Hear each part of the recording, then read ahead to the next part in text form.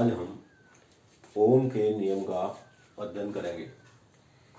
German वैज्ञानिक doctor George Simon ओम ने किसी चालक के सिरों के बीच लगाए गए विभवांतर और उसमें बहने वाली धारा के संबंध में एक नियम दिया जिसे कहते हैं ओम का नियम।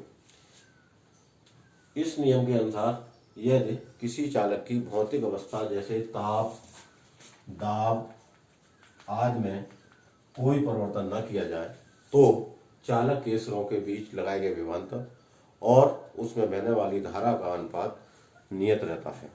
यदि चालक के सिरों के बीच लगाया गया विभवांतर V और उसमें बहने वाली धारा I हो तो V/I बराबर कांस्टेंट, परंतु V/I को चालक का वैद्युत प्रतिरोध R कहते हैं, इसलिए V/I बराबर R बराबर कांस्टेंट।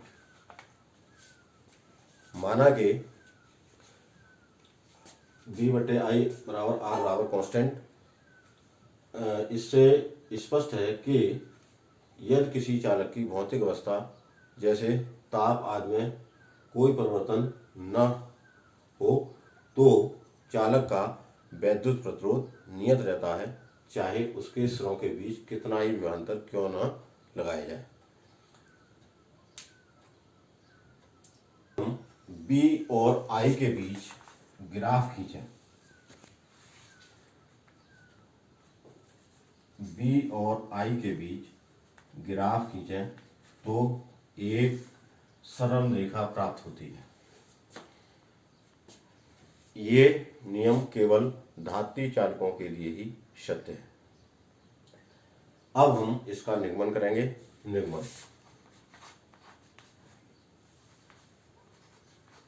माना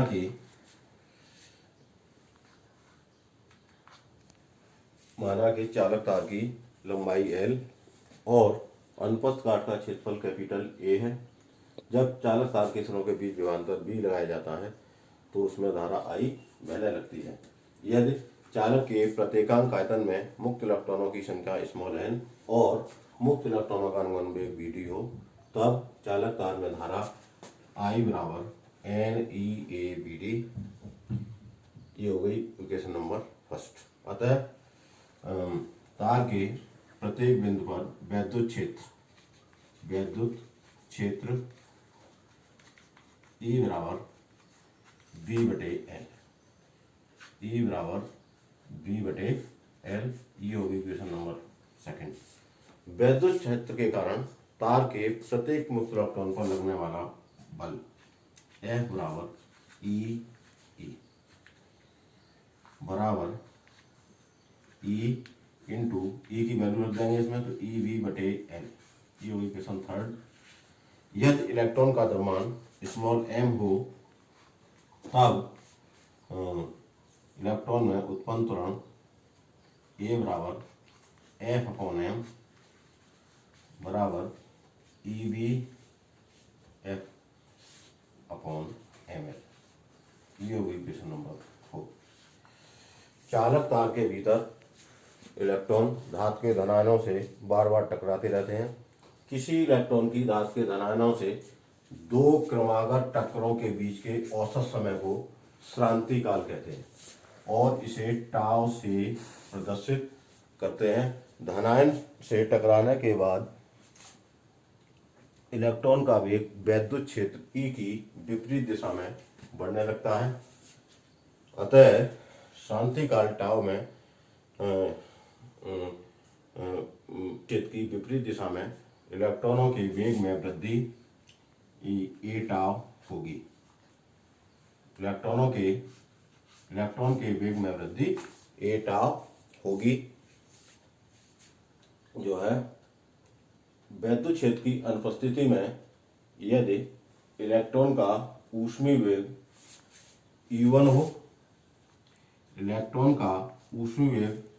हो, तब वैद्युत क्षेत्र की उपस्थिति में यह वेग बढ़कर U1 प्लस A टाउ 1 हो जाएगा। U1 प्लस A टाउ 1 हो जाएगा जहाँ टॉप 1 जो है इलेक्ट्रॉन का शांतिकाल है।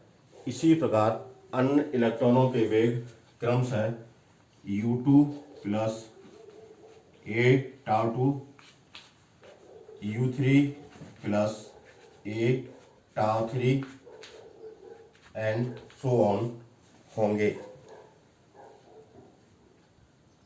सभी n इलेक्ट्रॉनों का औसत वेग ही मुक्त इलेक्ट्रॉनों का अनुगमन वेग Vd है।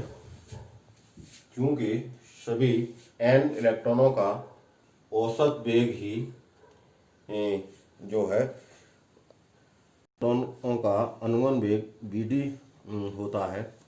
इसलिए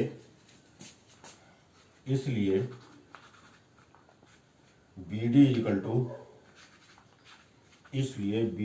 to u1 plus a tau 1 plus u2 plus a tau 2 plus and un plus a tau n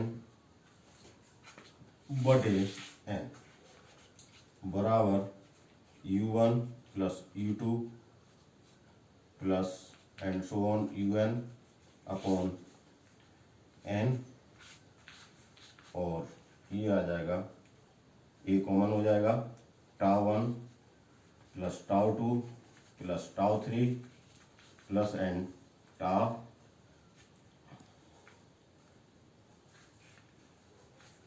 और a कॉमन बटे n।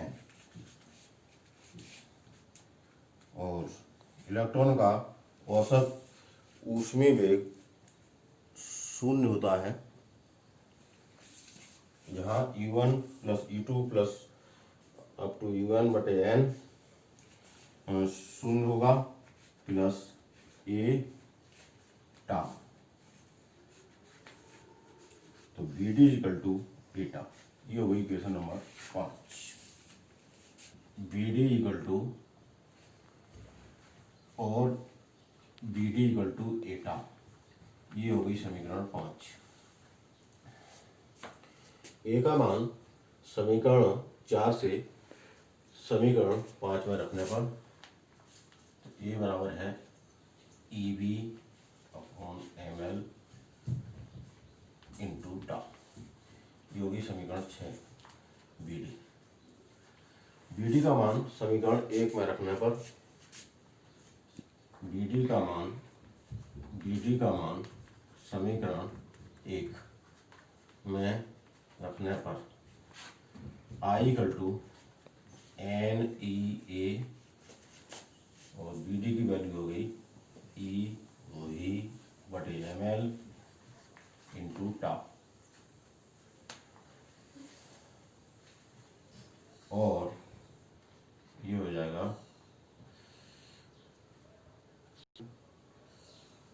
E square a tau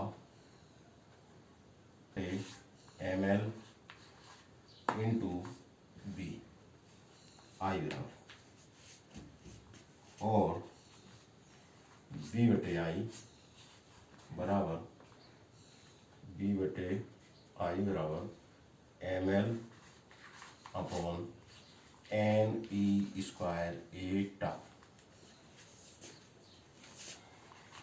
ml upon NE square a tau का मान किसी निश्चित ताप पर किसी दिए हुए पदार्थ के लिए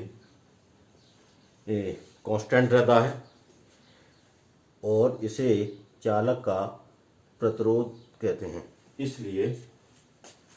इसलिए ml upon NE square a tau बराबर R बराबर कांस्टेंट। इसलिए b बटे I बराबर नियतांक। यही ओम का नियम है। That's all.